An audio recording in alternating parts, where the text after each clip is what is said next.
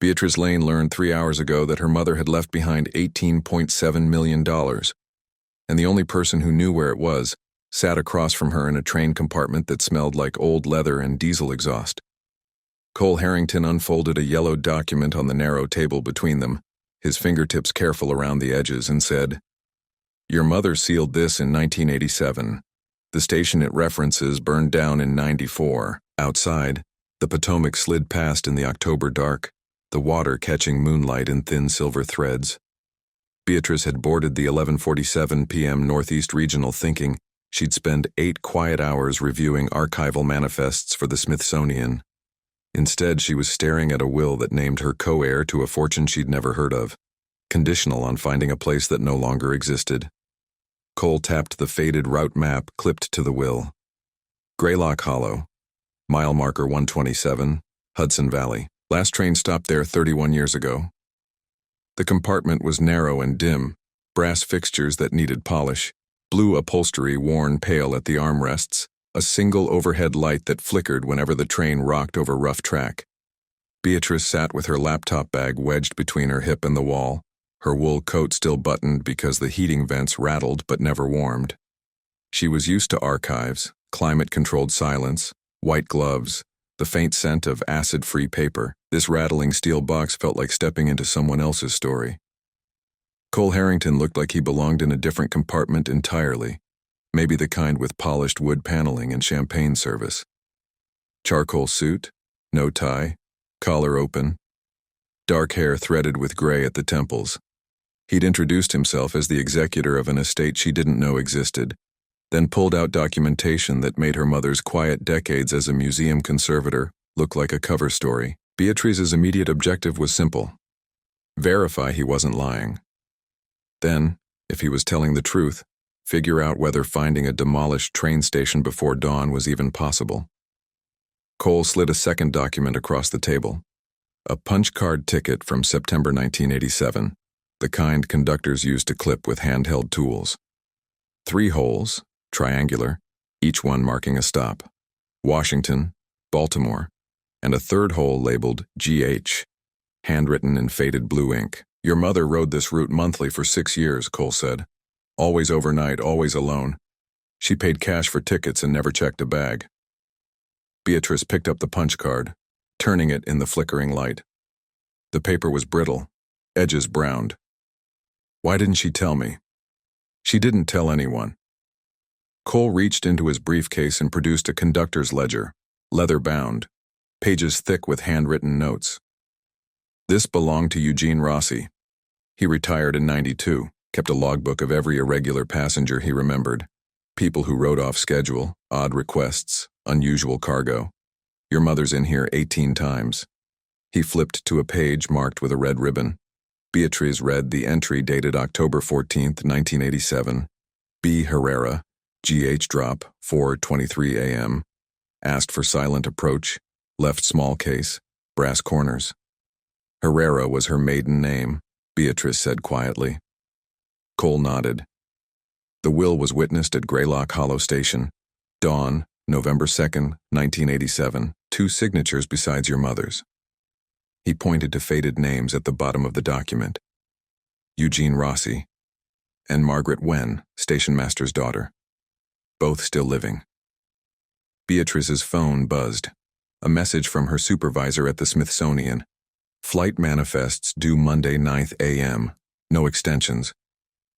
She glanced at the timestamp. 12:19 a.m. They'd be in New York by 8. That left her roughly 7 hours to either prove this was real or walk away. She set the punch card down carefully. "If Greylock Hollow doesn't exist anymore, how do we find it?" Cole smiled slightly. "That's why we're on this train." Cole unfolded a printed map, modern, from the Harrington Rail Historical Archive, and laid it beside the punch card. Mile markers traced the Hudson Valley route in red ink, and at marker 127, someone had drawn a small pencil cross. No station name. Just coordinates: 41.4782 Degan, 73.9614 Degai W. The station burned in a brush fire, Cole explained. Foundation's still there. The will specifies you have to be physically present at the site to claim inheritance. Something about proving intent and continuity. That's not a standard legal clause. It's not. Your mother added it herself. The executor note says, Beatrice must stand where I stood. He met her eyes across the table. I'm required to accompany you. Partnership Presence Protocol, PR 12. 3. Estate claimant and executor must travel together for disputed inheritance sites, no press, no documentation that could compromise privacy or intent. Consent required for any external record. Beatrice studied him. Why do you care whether I find it? Because half the inheritance was meant for community rail preservation. Your mother wanted to restore historical lines. The other half is yours, unrestricted. But if you don't claim it within 90 days of notification, the whole amount defaults to distant cousins who'll liquidate everything. He paused. She worked 32 years to build this. I'd prefer it not vanish into probate. And you get? Executor fee, fixed, already paid. He pulled out a slim black card, set it on the table. My word that I won't interfere with your choice. If you want to walk away at Penn Station, I'll file the default paperwork. If you want to try finding Greylock Hollow before dawn. He tapped the map. We've got 4 hours and 6 minutes. Beatrice looked at the punch card, the ledger, the map. Her mother had never mentioned train trips, never talked about inheritances or hidden stations. She'd been a conservator who worked late, came home tired, and always wore the same silver bracelet with a tiny compass charm. Beatrice had kept it after the funeral 2 months ago. It was in her coat pocket now. She touched the bracelet through the wool. What's the safe word? Cole blinked. Excuse me? If I want to stop, end the search, go back, what do I say? He considered. True north. She nodded slowly. All right. Let's find your ghost station. The dining car was nearly empty at 1 a.m. Just a young couple sharing a basket of fries and an older man reading a paperback under a yellow lamp. Beatrice and Cole took a booth near the rear window. She ordered black coffee. He asked for tea. The attendant, a woman in her 50s with a name tag reading Shanice, brought both without comment. Beatrice spread the documents on the table. Map, punch card, ledger excerpt. Eugene Rossi, where does he live now? Beacon, New York. I called him yesterday. He remembers your mother. And Margaret Wen? Cold Spring. Runs an antique bookshop. Cole pulled out his phone, typed something, then showed her the screen. A website. Wen and Daughters Rare Books. SG 1981. Below that, a phone number. Beatrice checked the time. It's 1:15. She's not going to answer. She will. Cole dialed, put the phone on speaker. 3 rings. A woman's voice, alert despite the hour. Wen Books. Margaret speaking. Beatrice shot Cole a look. He just nodded. Ms. Wen, my name's Beatrice Lane. You witnessed a will for my mother, Beatrice Herrera, in November 1987, at Greylock Hollow Station. Silence. Then, B's daughter. You remember her? I was 19. She came through once a month for years. Always early morning, always carried a brass case. She tipped Eugene $5 every time, which was a lot back then. Margaret's voice softened. I heard she passed. I'm sorry. Thank you. Beatrice swallowed. The will says I need to find the station site, but I don't have exact coordinates beyond mile marker 127. You're on the night train? Yes. Due into Penn at 7:50. Margaret exhaled. All right, the old platform's still there. Just concrete and wild grass now. You want to get off at Cold Spring, not Beacon. There's a service road half a mile north of the station. Dirt track, easy to miss.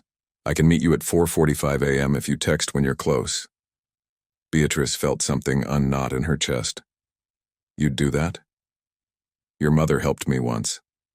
I'll explain when I see you. Margaret paused. Bring the punch card. You'll need it. The call ended. Shanice reappeared with a coffee refill, glanced at the documents, then at Beatrice. You looking for that burned station? Beatrice blinked.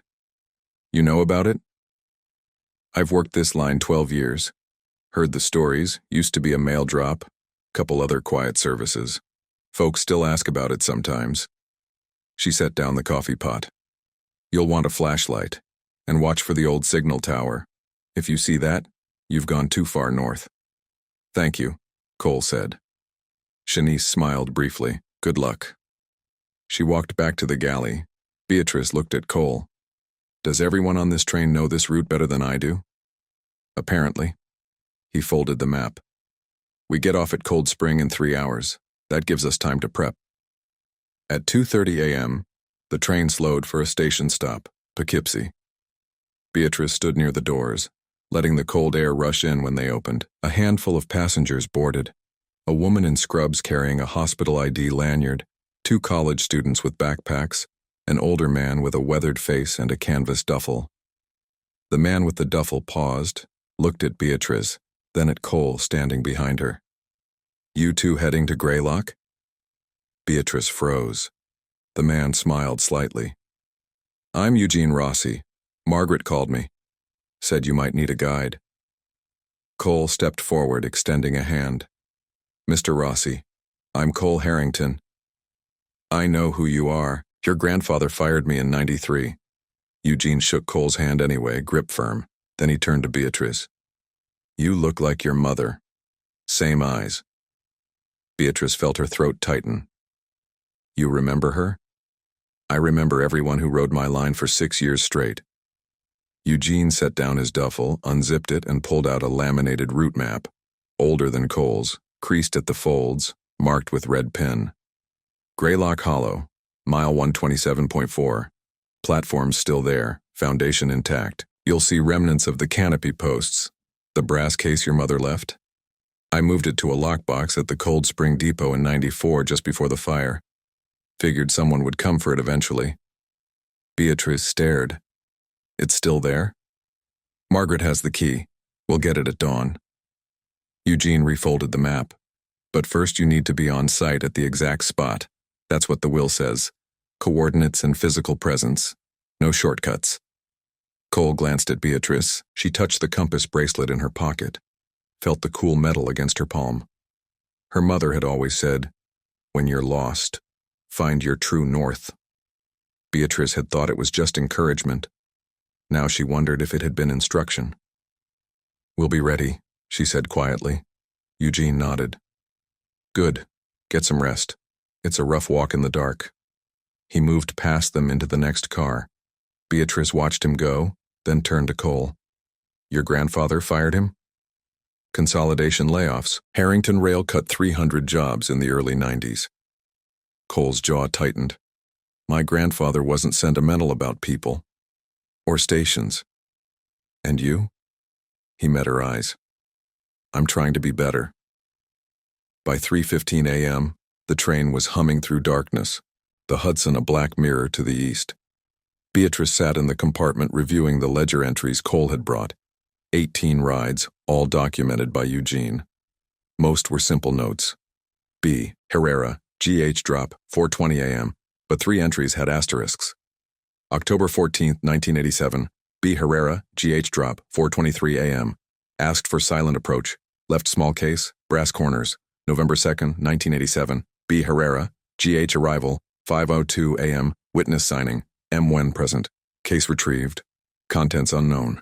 December 19, 1987, B. Herrera, GH final visit, 4:18 a.m., case returned empty, said, it's done now. Beatrice read the last entry again. It's done now. What had been done? And why keep it secret for 38 years? Cole was reviewing something on his phone, frowning. She glanced over. What is it? He hesitated, then turned the screen toward her. An email, sent from an address she didn't recognize, vharringtonrcorp.net, time-stamped 3 hours ago. Cole, heard you're playing treasure hunt with Lane's daughter. Estate belongs in family trust, not some archivist fantasy.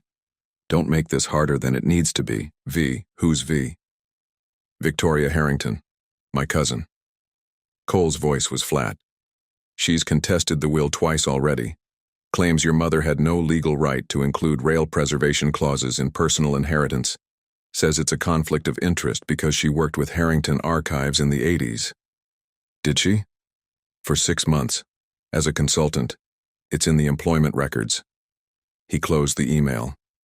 Victoria wants to dissolve the trust, liquidate assets, and distribute cash. She doesn't care about the stations or the history.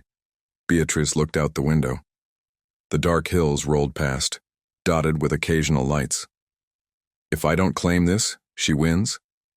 She gets what's left after probate eats half of it, which is still $8 million, give or take. And the rail preservation? Gone. Beatrice touched the compass bracelet again. She thought about her mother working late nights at the museum, always meticulous, always quiet. Never talking about money or legacies, just conservation, saving things that mattered before they disappeared. Victoria's signature, Beatrice said slowly. It's on the contest filing? Yes. Show me. Cole pulled up the legal document. Victoria's signature was large and looping, written with a fountain pen. But below it, in the corner of the page, there was a tiny notation, dictated but not read, per VH request, logged by A. Mills, 10/28/1437. Beatrice pointed to the timestamp. She didn't even read the objection before signing it. Cole's expression shifted.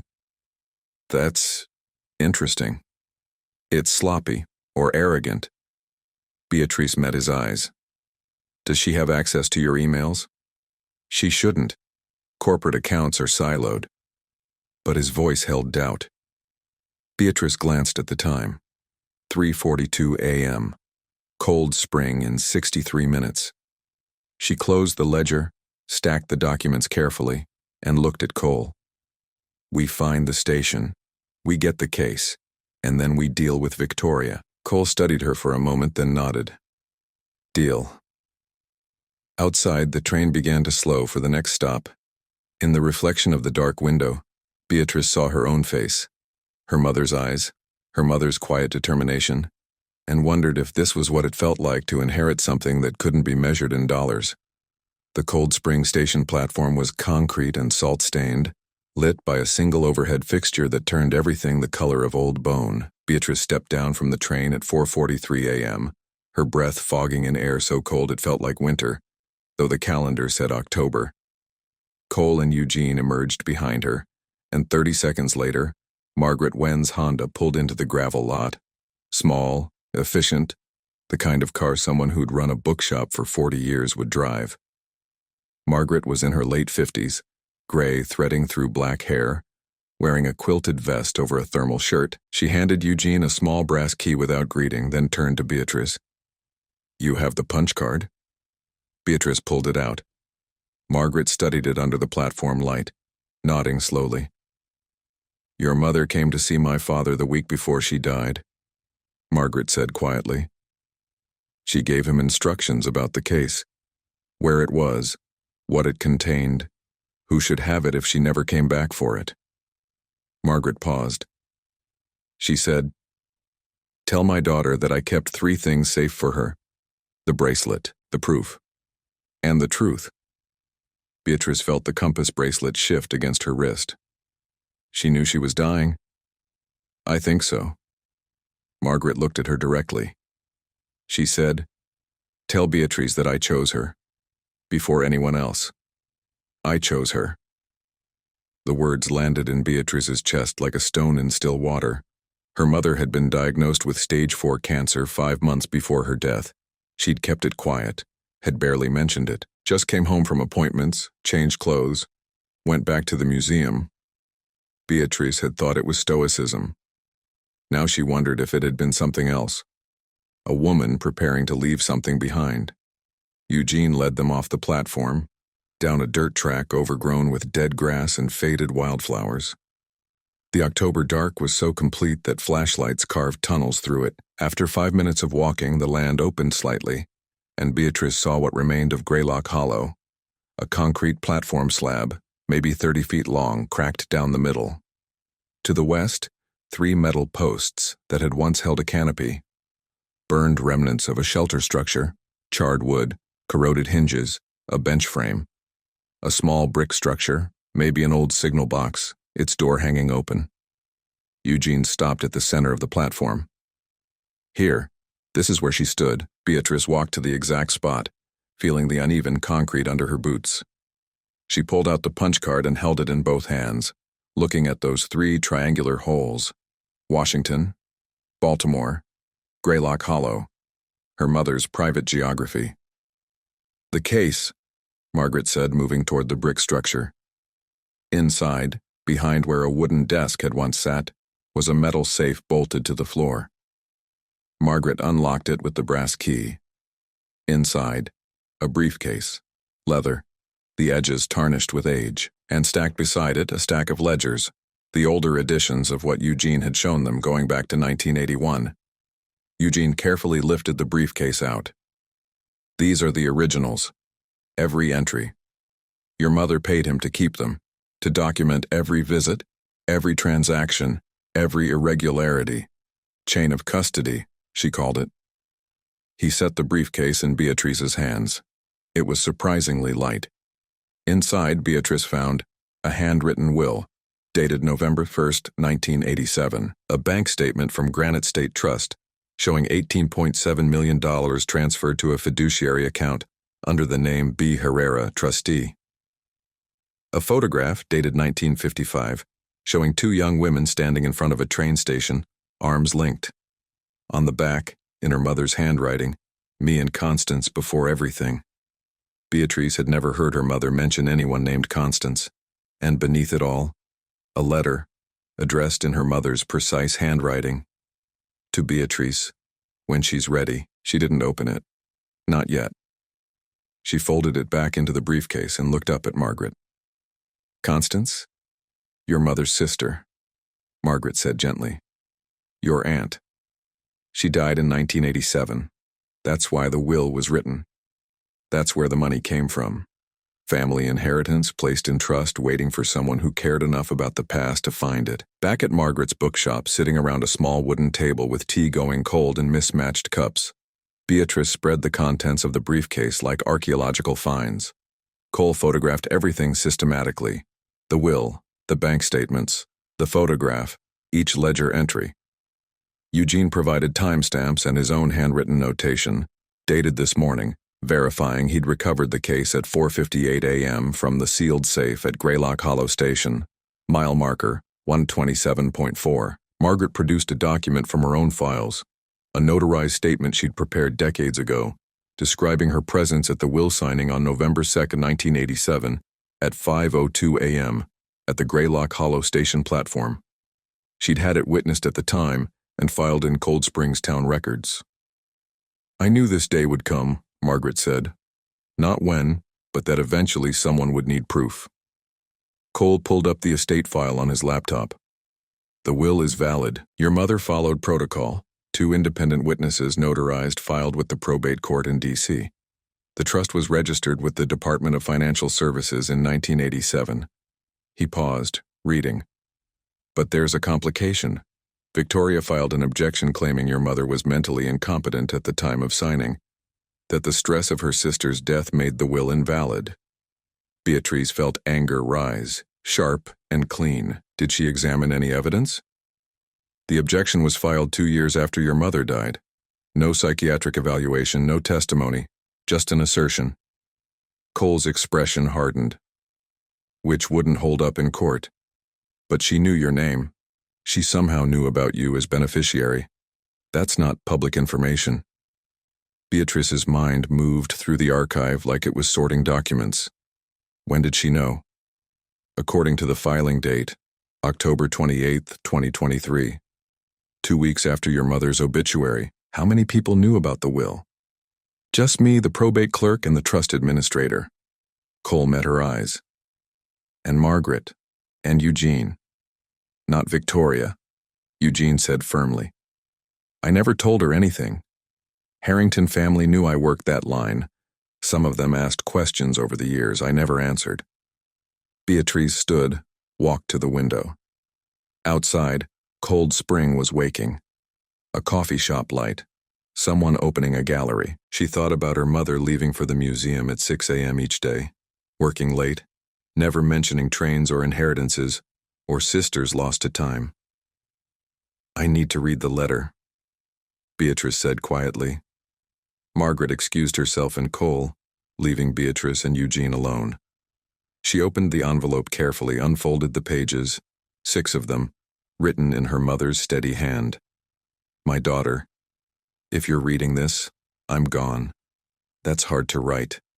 That's harder to think. I don't know what story you've been told about your Aunt Constance. I suspect you've been told nothing. That's how I protected you. But I want you to know who she was before that story ends. Constance was brilliant and kind and in love with a man whose family owned a railroad. In 1987, she wanted to leave him. Not because he was cruel, he wasn't, but because she realized that staying meant erasing herself. She asked me to help her disappear for a while, to think clearly. I set up the train. I arranged the station. I helped her see that she had choices. She decided to stay with him, but she also decided to rebuild her own life. She went back to school, became a therapist, helped hundreds of people the way I needed helping. That money is from her estate. She left it to me on one condition, that I give it to someone who understands what it means to choose yourself first. Beatrice, I've watched you work. I've seen you restore things that the world had forgotten. I've seen you set boundaries and hold them. Even when it was hard, even when people didn't understand, you choose yourself. So I'm leaving this to you. Don't let anyone convince you that's selfish. It's the most generous thing you can do. Mom Beatrice sat with the letter for a long time. Then she called Cole back in. The problem surfaced at 8:17 a.m. when Cole received a call from the probate office in D.C. His face went carefully neutral as he listened, but Beatrice could read tension in the set of his shoulders. I understand, he said finally. Email me the documentation. He hung up and looked at her. Victoria filed an emergency motion this morning. She's claiming that Margaret's notarization is fraudulent, that the date on the will was altered. She's requested a forensic examination of the documents. Beatrice felt her stomach drop. Is that possible? The dates are 36 years old. Could be hard to disprove. He pulled up his email. Except look at this. The message was from a forensic document examiner, Dr. Patricia Okonkwo, hired by Victoria's attorney. She'd done preliminary analysis on scanned copies and flagged inconsistency in paper stock between dated 1987 versus executed 2023. She's right, Cole said grimly. Victoria's objection form uses 21st century paper, but that's because she filed it in 2023, not because the original will is forged. But then, a second attachment, lab report metadata, XIF timestamp on the scan, 10/28/2023, 14/37/03 UTC 04 ERO, and the scanner ID, VH Corp Scanner 07, Victoria's corporate office. She'd scanned the documents herself. That's chain of custody violation, Beatrice said slowly. She examined evidence without proper documentation. It's sloppy but not criminal. What matters is... Cole stopped. Margaret was reading over his shoulder. She scanned the will before filing the objection, meaning she'd already seen it, meaning she knew what it said. She didn't just object blindly, she knew exactly what she was contesting. Beatrice felt something click into place. She pulled up the email Victoria had sent Cole yesterday. Victoria Harrington, hrcorp.net. 3-hour-old timestamp. Your cousin has access to your corporate servers, Beatrice said. How deep? Cole looked sick. Deep. Human resources, executive communications, financial systems. How would she know about the train? I only booked the ticket 4 days ago, under my legal name, paid from my personal account. Cole's hands had gone still. She would have needed to access my email, my calendar, my personal banking. Beatrice went very quiet. She looked at Margaret, then at Eugene. That's corporate espionage. That's probably wire fraud. Eugene nodded slowly. And if she intercepted communications between you and your client, that could be wiretapping. Cole's phone buzzed. Another email from Victoria. Cole. Waste of time with a fraud claim, clearly. But here's my actual point. Your lady friend doesn't know her mother was a homewrecker. Constance didn't just leave my great-uncle. She stripped his assets, destroyed his reputation, and left him to drink himself to death in 1989. The $18.7 million was our family money. And you've been helping a thief steal it. Unless you want that version splashed across LinkedIn and the New York Post, you'll drop this inheritance nonsense by EOD. Call me. V. Cole showed her the message. Beatrice read it twice. That's blackmail, Beatrice said flatly. That's Victoria. Cole exhaled. She's counting on me backing down to protect your family's reputation. Beatrice picked up her mother's letter from the table. She read the passage again. She decided to rebuild her own life. She went back to school, became a therapist, helped hundreds of people. No, Beatrice said quietly. No, I'm not letting her define my aunt. I'm not letting her define me. Beatrice felt something shift in her ribs, a cool clarity. We're not backing down. We're going to prove exactly what she did. She looked directly at Cole. How deep can we trace this? Her access? The scanning? Cole moved to his laptop, fingers already moving. It can pull server logs, timestamps, access protocols. If she accessed my personal accounts without authorization, there'll be a digital trail. Margaret was already dialing. I'm calling the Cold Spring Police. Chain of custody documentation is vital. We need to formally record when and how we secured those documents, who handled them, and who witnessed it. Eugene produced his ledgers. These have been in controlled storage since 1994. I can provide continuous accountability records, dated entries, my signature, witness statements from my wife and the storage facility manager. Beatrice touched the compass bracelet. And I have something else. She pulled the photograph from the briefcase, the one of her mother and Constance in 1955. She turned it over to the blank back, then examined the edges. Faint printing, almost invisible. A photographer's mark and date stamp. Eugene leaned close. That's from Rivera's studio, Cold Spring. He went out of business in 1973. But the prints were registered through the Chamber of Commerce. Cold Spring has those registrations archived? Beatrice asked. Margaret smiled slightly. I do, in my records room. At 9:47 a.m., Beatrice's Smithsonian email pinged. A meeting notice.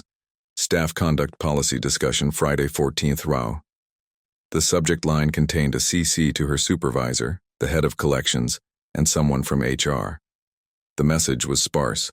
Please attend in conference room A, regarding media activities and institutional conflict of interest. Beatrice stared at it.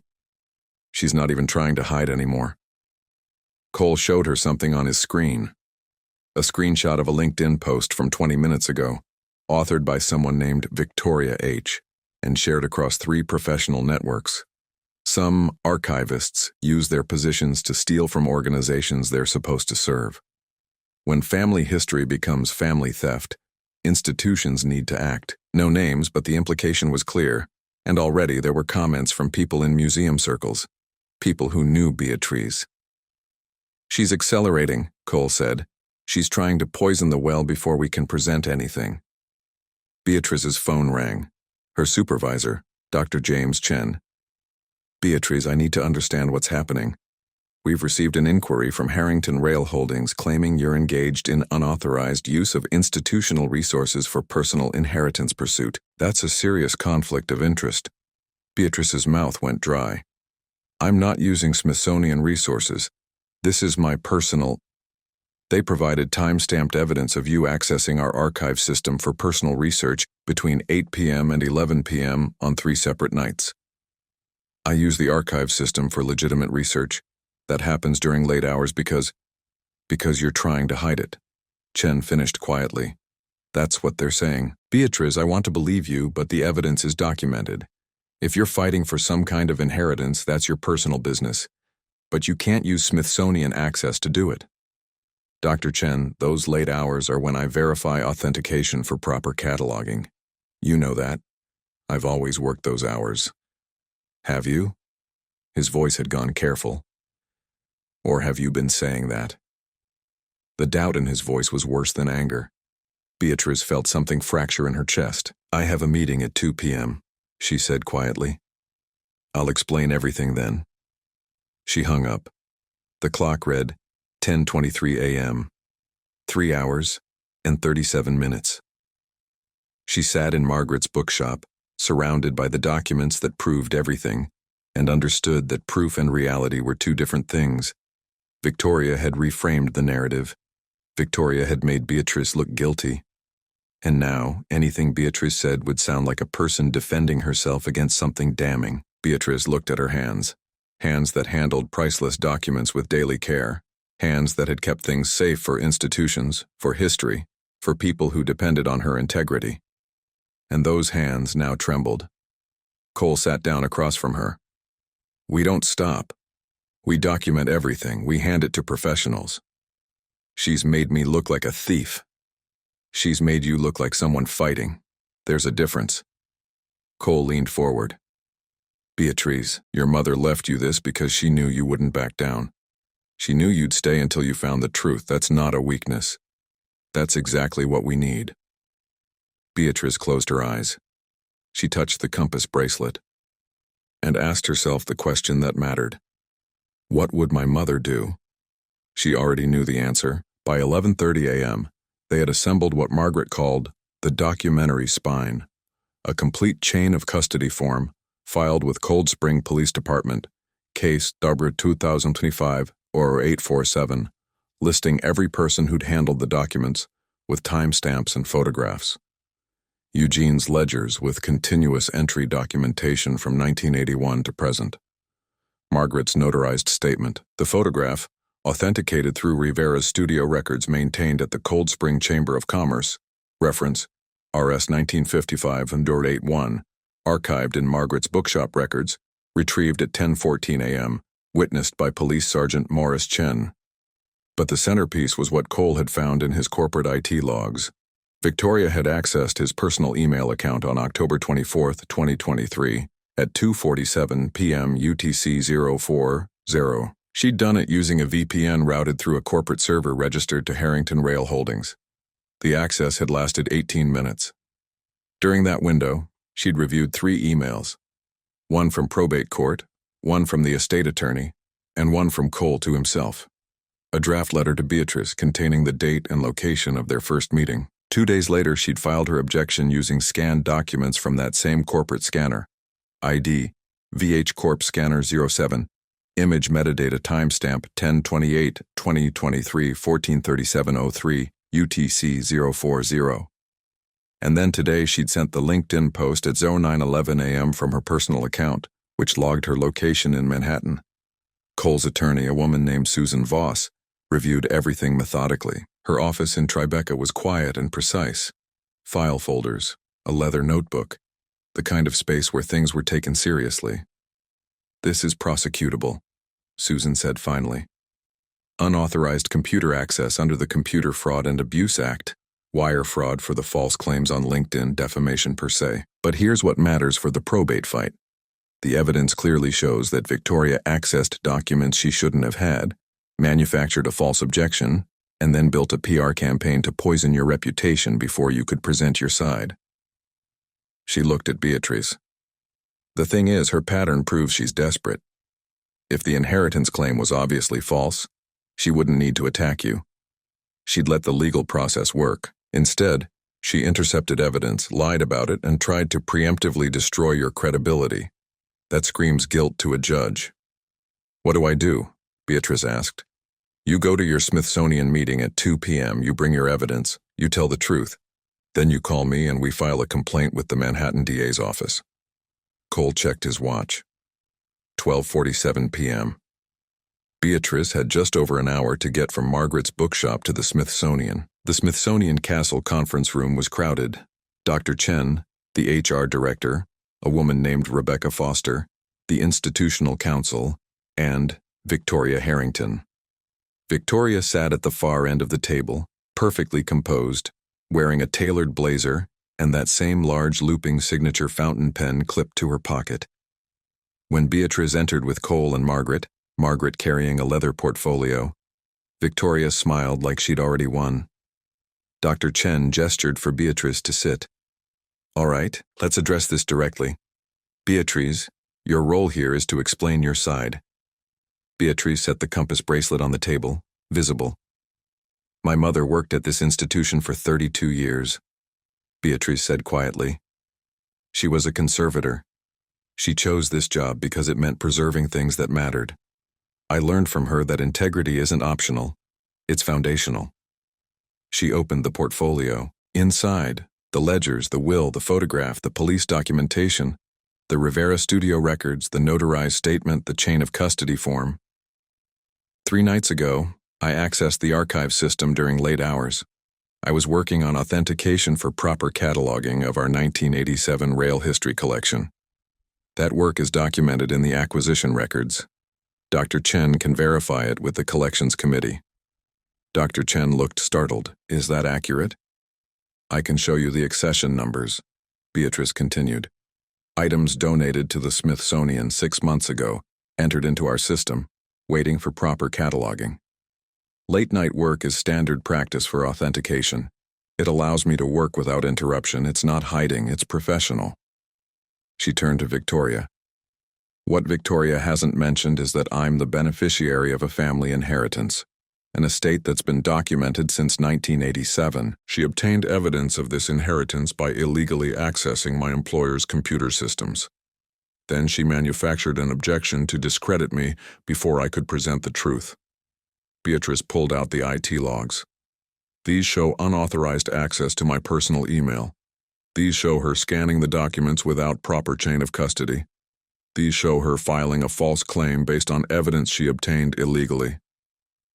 Victoria's expression didn't change, but her hand moved slightly, that hand that held the fountain pen. I have filed a report with the Manhattan District Attorney's Office, Beatrice continued. Computer fraud, wire fraud, defamation. And I want this institution to know that I've done nothing wrong. Margaret stood. I'm Margaret Wen, owner of Wen and Daughters Rare Books. I was a witness to Beatrice's mother's will in 1987. I've maintained notarized documentation for 36 years. I'm here to verify that all of this is authentic. Cole stood. I'm Cole Harrington, executor of the estate. Victoria Harrington is my cousin. She's known about this inheritance for several years. She didn't contest it in court. She broke federal law to try to discredit the beneficiary first. That's not family concern. That's desperation. Dr. Chen looked at Rebecca Foster. Rebecca was already typing something on her laptop, expression grim. These accusations against our employee are serious, Dr. Chen said quietly. And the evidence of unauthorized system access for research purposes is legitimate, but the evidence of deliberate sabotage is also serious. He paused. Beatrice, I want to apologize for doubting you, for not asking your side first. Victoria stood. This is ridiculous. I was protecting family assets. You committed federal crimes to do it, Beatrice said flatly. Victoria's face flushed. She walked out of the conference room, the fountain pen still in her pocket, and her absence seemed to change the room's gravity. Suddenly lighter, clearer. 30 minutes later, Rebecca emerged from a call with the Smithsonian's legal department. We're issuing a public statement clearing you completely. We're also notifying the university police to preserve all logs related to the unauthorized access attempts. 1 hour after that, Susan Voss called with an update from the Manhattan DA's office. They were opening a full investigation into Victoria Harrington, unauthorized computer access, aggravated harassment, and defamation. The wire fraud charge depended on whether the LinkedIn post had been intended to cause financial harm, which it was.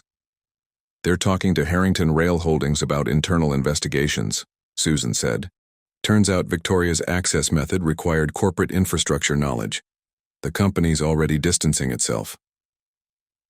By 5:30 p.m., Beatrice got an email from probate court. Victoria's objection had been withdrawn. The inheritance was validated. The trust released to beneficiary effective immediately. But what mattered more? A press release from the Smithsonian, read by Dr. Chen at an impromptu gathering of staff. It stated clearly that Beatrice Lane's archival work had been exemplary, that the accusations against her were baseless, and that the institution had full confidence in her integrity. Cole found her in the archives, moving through the 1987 rail collection with fresh eyes. It's done, he said quietly. Beatrice held up a document she'd been cataloging, a receipt from Granite State Trust, dated 1987, stamped with authentication marks and the teller's handwritten notation. Proof. Documentation, the trail her mother had left. No, Beatrice said. Now it begins. We restore these stations. We do what she wanted. We save what matters. Cole smiled. Your mother would be proud. Beatrice touched the compass bracelet. She already was. I think that's what I understand now. 6 months later, Beatrice stood at the dedication of the restored Greylock Hollow station, now a small museum and heritage center. The platform had been carefully reconstructed using historical records and archaeological documentation. Inside, exhibits on Hudson Valley rail history, including a carefully curated display of Eugene Rossi's ledgers and Margaret Wen's notarized records, the documentary evidence that had preserved the truth. The compass bracelet sat in a display case alongside her mother's letter. Not the original, that Beatrice kept at home, but a careful facsimile, produced by Smithsonian conservators with full documentation. Margaret gave a brief speech about the importance of bearing witness. Eugene cut the ribbon with hands steady after a lifetime of precision. And Cole stood beside Beatrice, watching the small crowd, local historians, rail enthusiasts, preservation advocates, and a few journalists documenting the reopening of a station that had burned down 37 years ago. What mattered was the simplicity of what came next. Beatrice and Cole walked through the renovated platform, and she placed a brass plaque beside the main entrance. In honor of Beatrice Herrera and Constance Harrington, who believed that what we choose to keep safe matters more than what we choose to forget. Beatrice didn't see Cole for a week after that. He was managing the Rail Preservation Trust, making decisions about which historic lines would be restored, which stations would be preserved. They texted occasionally, practical updates until one text arrived late evening. There's a train running Greylock Cold Spring on weekends now. Want to ride it? She said yes. The evening they rode it together, just the two of them in a restored car that smelled like old wood and possibility. Beatrice understood something her mother had known, that sometimes the most important things don't have expiration dates. Sometimes they just wait for someone brave enough to claim them. At Cold Spring, they got off and walked to Margaret's bookshop. Inside on the counter, Margaret had placed a small gift box, wrapped in brown paper and twine. Inside, a new leather journal, acid-free with pages meant to last. On the first page, in her own handwriting, Margaret had written, "For Beatrice Lane, so she can write her own story next time." Beatrice looked at Cole, and for the first time in months, she let herself smile without reservation. Not because everything was resolved. It wasn't. Not because the future was certain. It never is. But because she'd learned the thing her mother had tried to teach, that choosing yourself first isn't selfish. It's the foundation everything else is built on. What happens now? Cole asked. Beatrice didn't answer immediately. She thought about her mother on those pre-dawn trains, carrying secrets and plans. She thought about Constance making choices that rewrote her own life. She thought about the compass bracelet and true north. Now, Beatrice said, we decide.